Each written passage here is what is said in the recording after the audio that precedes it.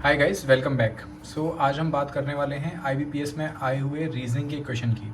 देखिए, इस तरीके के क्वेश्चंस आपको ज़रूर सॉल्व करने चाहिए और आपको इन क्वेश्चंस में तो एक्सपर्टीज़ होनी चाहिए आपकी, ताकि आप इन क्वेश्चंस को देखते ही सॉल्व करने की आदत डाल लें।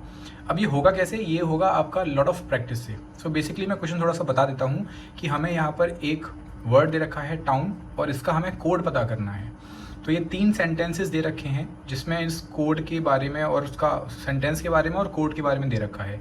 जैसे टाउन इज़ क्लियर को इन्होंने यहाँ पर कुछ इस तरीके से कि MPWYHZ ऐसे करके लिखा हुआ है।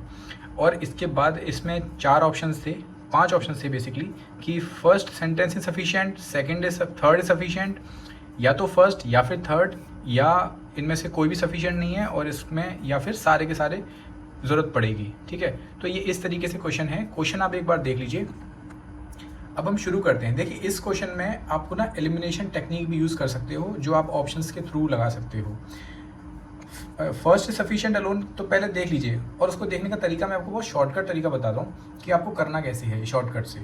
देखिए, आपको चाहिए टाउन का पता करना है ना, तो टाउन इज़ क्लीन, तो इसमें तो टाउन है ही नहीं, इसमें ना तो टाउन है, ना क्लीन है, ना इज़ है, ना ये तीनों नहीं है इसमें, तो इसको हम बिल्कुल स्किप कर सकते हैं।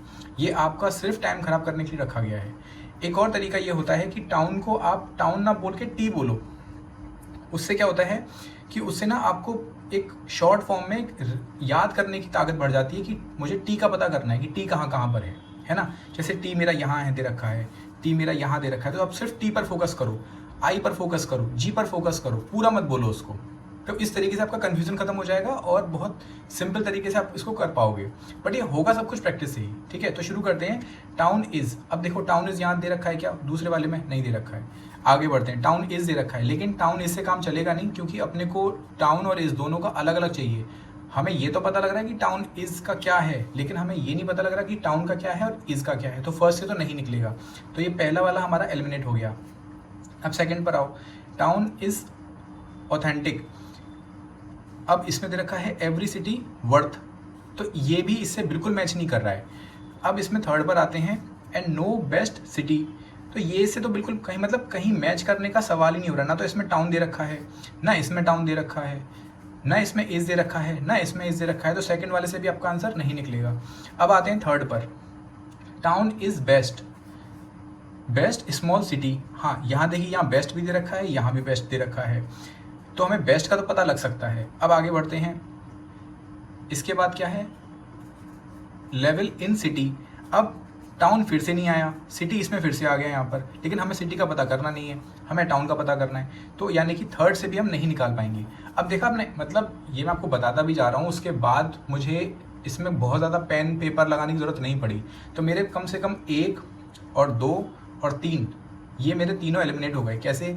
थर्ड से भी सफिशिएंट नहीं है, फर्स्ट और थर्ड अलोन, या तो ये वो भी पॉसिबल नहीं है।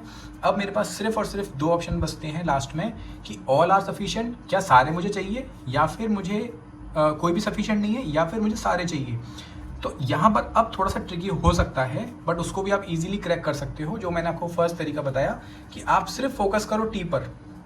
आपको टाउन का पता करना है, आप वो सेंटेंसेस देख लो कि जहाँ जहाँ टाउन है, तो उनको चाहो तो देखिए, अब कंप्यूटर स्क्रीन पर होगा तो वहाँ पर पॉसिबल नहीं होगा, तो इसीलिए मैंने बोला उसको टी से रिप्रेजेंट करो, ताकि आपकी नज़र सिर्फ टी पर जाए। तो टी यहाँ दे रखा होगा, टी यहाँ दे रखा है, जहाँ जहाँ टी दे रखा है वहाँ पर अपनी नज़र घुमाओ और फिर देखो कि क्या इससे आंसर निकल पा रहा है। अगर टाउन का आपको बिल्कुल भी 2 जगह भी लग रहा है ना, कि 2 जगह से भी आपका आंसर मिल रहा है, तो फिर आंसर निकल सकता है, अदरवाइज नहीं निकलेगा। अगर पॉसिबिलिटी थोड़ी सी भी बन रही है, उसको सॉर्ट करो कि इससे पॉसिबिलिटी निकल सकती है और उन पर ही फोकस करो फिर। लेकिन अगर बिल्कुल ही समझ में नहीं आ रहा कि नहीं निकल रहा है, तो इसमें डायरेक्टली इसका answer all are not sufficient ये लगा के छोड़ सकते हैं। तो इस तरीके से आपको क्वेश्चन करना है। मैं दोबारा से आपको बता रहा हूँ, वही चीज़ रिपीट कर रहा हूँ कि ये सब चीज़ें ना आपको प्रैक्टिस से आएंगी।